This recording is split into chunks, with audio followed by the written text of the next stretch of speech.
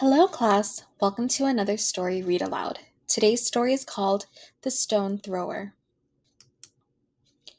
This is a story that happened a long time ago in a place that's far away, unless, of course, you happen to be from a small town in Ohio called Portsmouth. It's a story about a kid who lived in hard times, a kid who had a big dream that seemed almost impossible.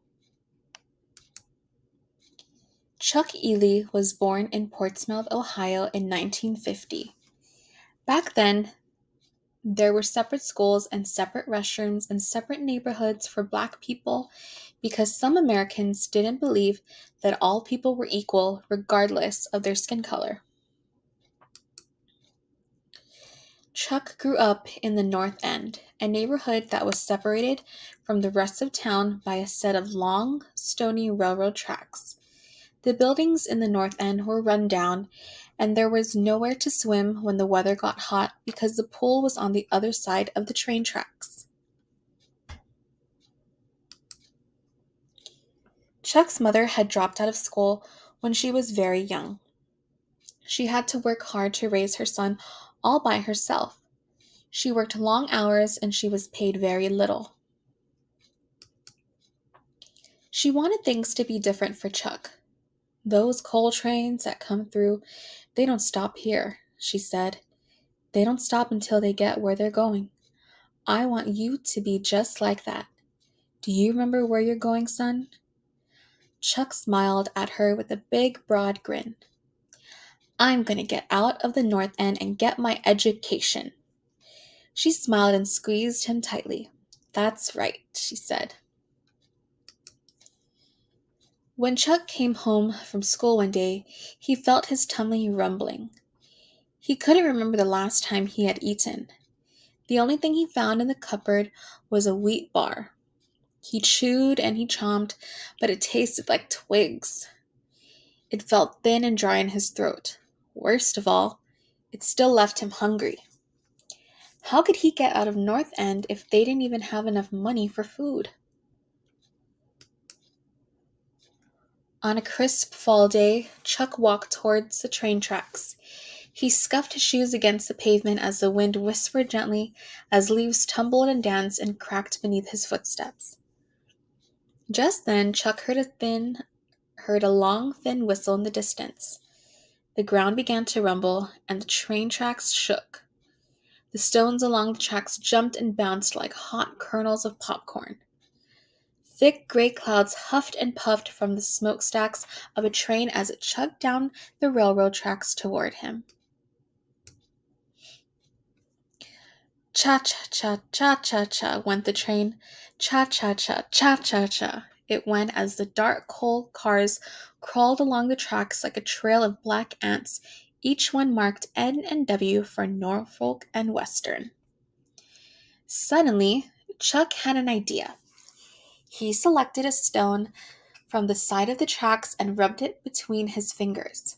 It felt rough, like sandpaper. He tossed it in the air and then caught it. "Perfect," he said. As the train charged towards him, Chuck fixed his eyes on the N on one of the coal cars. As the train passed and the wind whooshed against him, Chuck pulled back his arm and threw the stone as hard as he could. Thud! He missed. He picked another stone and tried again. Thud! As the last car chugged towards him, Chuck narrowed his eyes so he could see the end more clearly. He shifted back and forth on his shoes, and he waited. He threw and watched the stone soar. Bang! Chuck smiled and raised his hands in victory.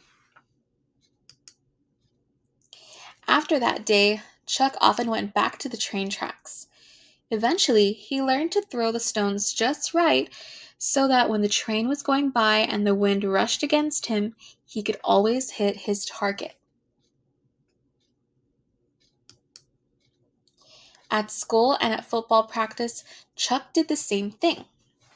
When he learned new things, and when he had to do the same thing over and over, he thought about standing by the railroad tracks, throwing stones again and again until he got it. One day, his coach asked him to do something important, something that required a kid with determination and focus. Chuck's coach wanted him to play quarterback. He wanted him to throw the ball and lead the team on the field. Some people didn't think boys like Chuck were smart enough to play quarterback, but Chuck's coach believed in him and so did his teammates. But it wasn't easy. At a game against a rival school, Chuck played a team that was lean and mean.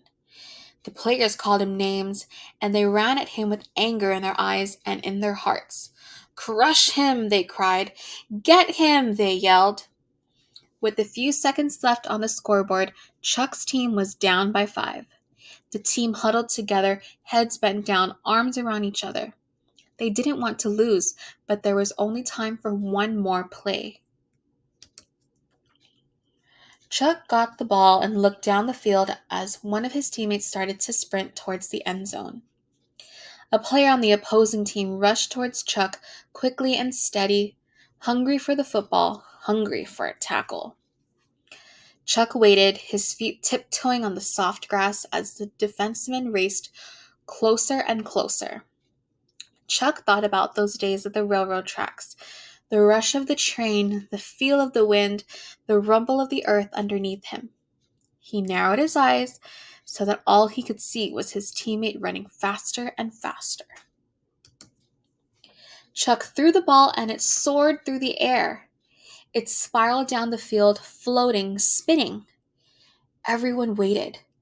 Everyone watched as the ball dropped right into the hands of Chuck's teammate as he stepped into the end zone. Chuck smiled and raised his arms. Touchdown. Victory.